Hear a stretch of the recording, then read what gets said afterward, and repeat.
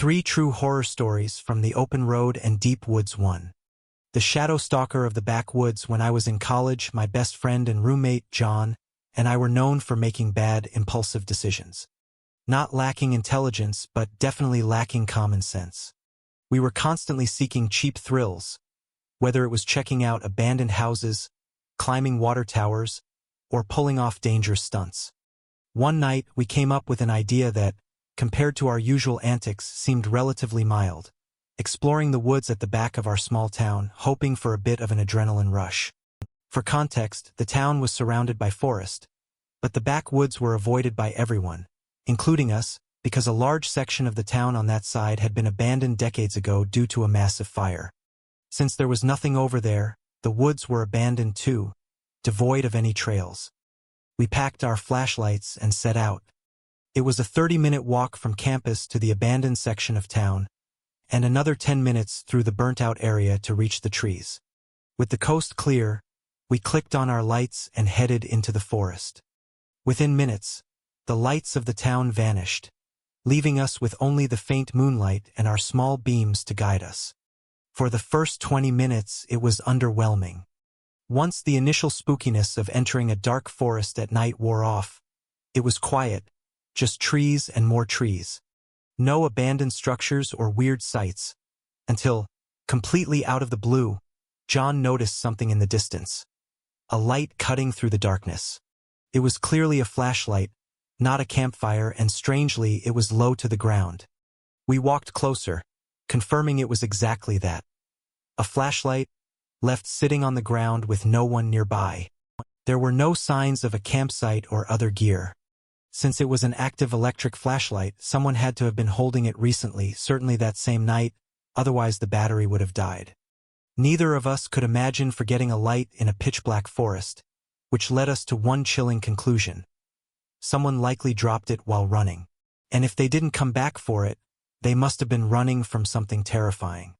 A profound chill ran through me, a clear sign we should have left. But the initial rush of adrenaline was exactly what we were seeking.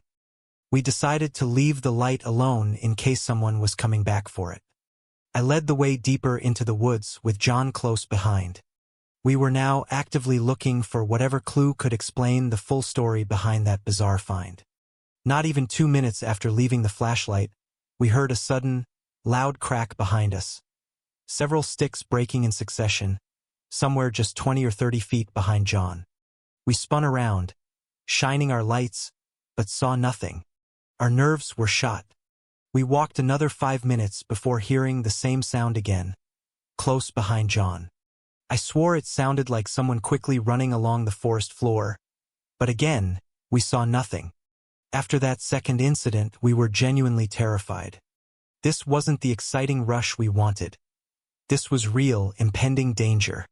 We were deep in an abandoned part of the woods in the middle of the night. What were the chances of running into anyone?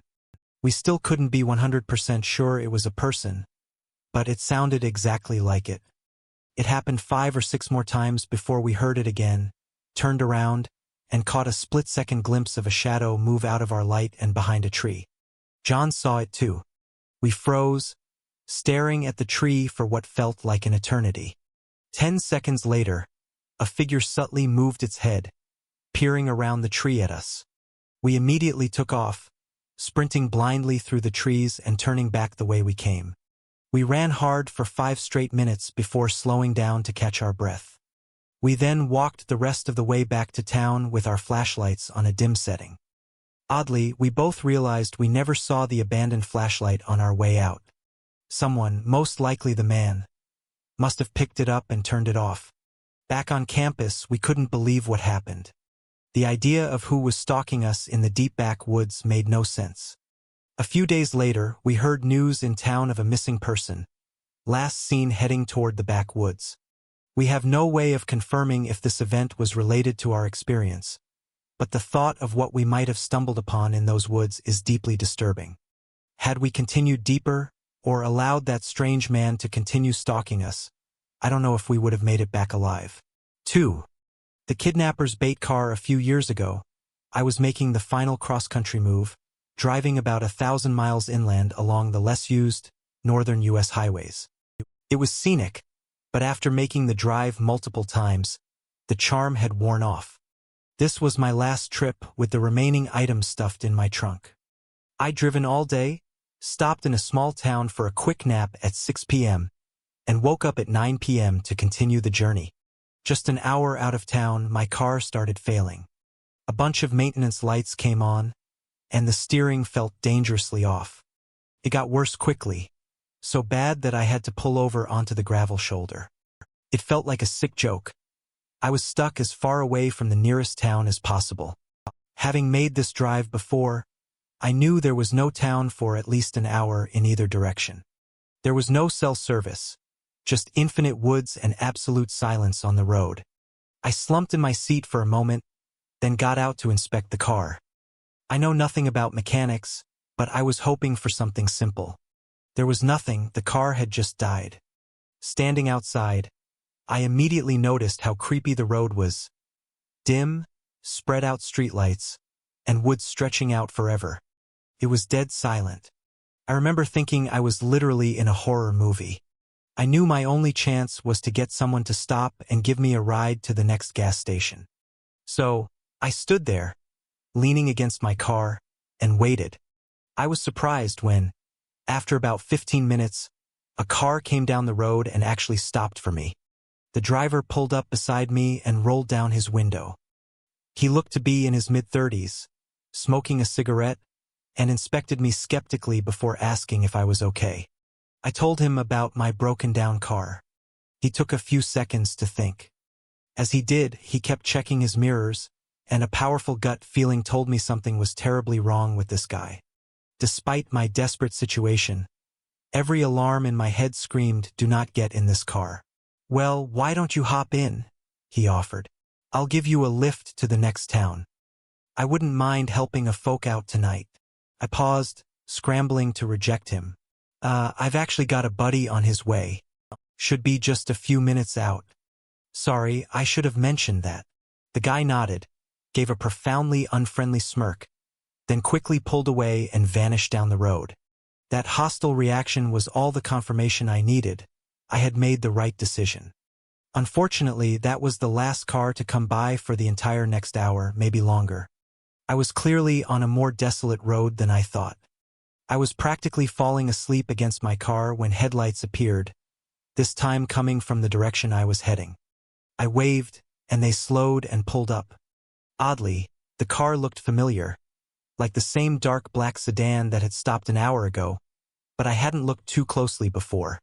When they rolled down the window, a woman was driving, perhaps in her late 20s. She immediately asked if I needed help, but her smile was nervous, as if she didn't want to be offering it. I told her I just needed a ride to the nearest gas station or town. She nodded and unlocked the passenger door. I was not about to pass up this offer, so I got in. The vibes were disturbing right away. She didn't say anything and just stared straight ahead at the road with wide, anxious eyes. "Thank you for picking me up. I don't know what I would have done if you didn't," I said, trying to make conversation. She never asked what happened to my car or why I was stranded, and she didn't respond to me either, just kept staring forward. Something was deeply strange about her, but I couldn't pinpoint it. I sat back, hoping to rest as we drove on in silence. About 20 minutes passed when I saw a sign for a gas station 2 miles ahead. Relieved, I told her she could drop me off there. She gave a short nod, still keeping her straight, emotionless face. Now that we were close, I decided to ask if everything was okay. The woman briefly glanced at me, then back at the road. Her eyes were wide, looking genuinely scared.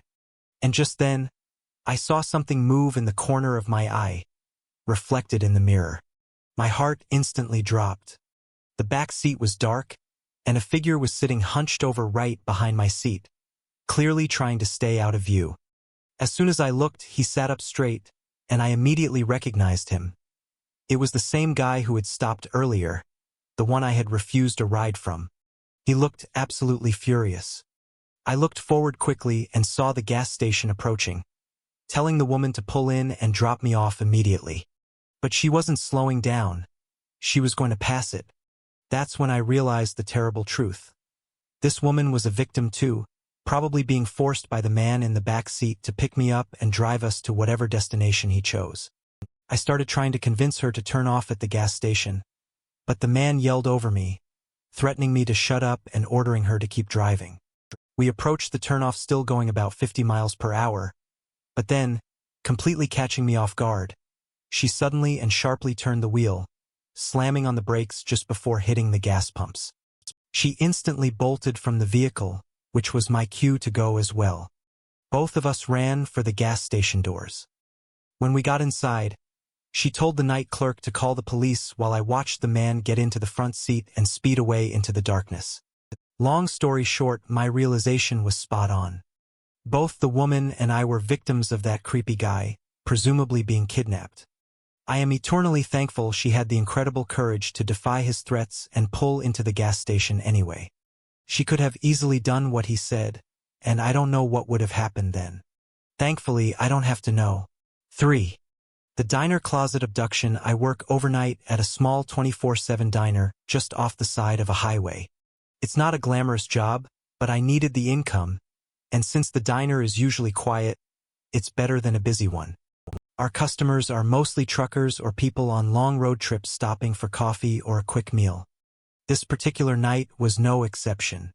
It was extremely quiet, with only 2 or 3 customers stopping by for a coffee before getting back on the road. I spent an hour just sitting by the windows, watching the empty highway. Eventually, around 1 a.m., a truck pulled into the parking lot. I went behind the counter and greeted the 2 men who walked in. They looked exhausted from a long drive and both ordered the same thing: 2 regular black coffees to go. After ordering, one went to the restroom while the other sat at the bar as I prepared the drinks. "Hey, I got a weird question," he said, which made me hesitate. "You aren't alone here, are you?" I decided to be honest as he seemed genuinely concerned. "Yeah, just me for tonight. It's been slow." He looked confused, as if he expected or hoped for a different answer. "Well, just be careful. Saw some guy at the side of the building as we drove in. Looked like he was up to no good, but I don't know. I thought he might have worked here. That's why I asked." I thanked him for the warning. The other guy came out of the restroom, and I gave them their coffees. They paid and headed back onto the highway. After they left, I went back to the window and looked out at both sides of the parking lot, but it was empty. I'd been watching outside all night, and we only had parking in the front, so I should have seen anyone who came in. The trucker didn't seem to be lying, so curiosity got the better of me. I went outside and walked around the entire building. I found nothing. The surrounding dark woods made the area feel very creepy, so I didn't push my luck and went back inside. I figured the tired trucker just thought he saw something that wasn't there, but I kept my eyes open. The diner stayed dead silent. I did some dishes and swept up, then took a break and went to the restroom. I was on my phone taking my time. While I was in there, I distinctly heard a door open. I quickly finished up and headed back to the main floor. "Welcome in," I said enthusiastically, expecting a customer, but I immediately stopped in my tracks. Nobody was at any of the seats. I nervously walked around the floor, but the diner was completely empty. I knew, without a doubt, I had heard the front door open.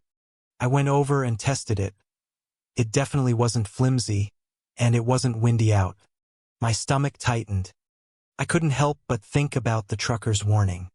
Maybe someone really was creeping around. I tried to calm my paranoia and decided to finish the dishes. As I was scrubbing behind the counter, the clanking of the dishware was interrupted by something else. I heard a subtle moving sound.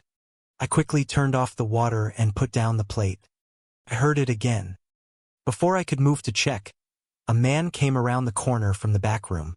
He looked about 40, with a grayish beard, messy hair, and a disheveled navy blue hoodie. He smiled and sat down at the bar as I just stood there, stunned. I was too scared to ask how he got in. "I'll have a coffee, please," he said, breaking the silence. I reluctantly started brewing it, feeling his eyes burning into the back of my head. I just hoped if I gave him what he wanted, he would leave. I handed him the drink and he smiled. Just you here, huh? I bet it gets lonely. Doesn't seem like many people come around here at this time of night. Sometimes, I guess, but it's not too bad, I mumbled, trying not to give him any information about my schedule. He finally stood up, thanked me, and gave another creepy smile as he walked out. I watched as he went up to the road, never getting into a car, and just walked until he vanished. My heart was racing. Something about him was incredibly creepy.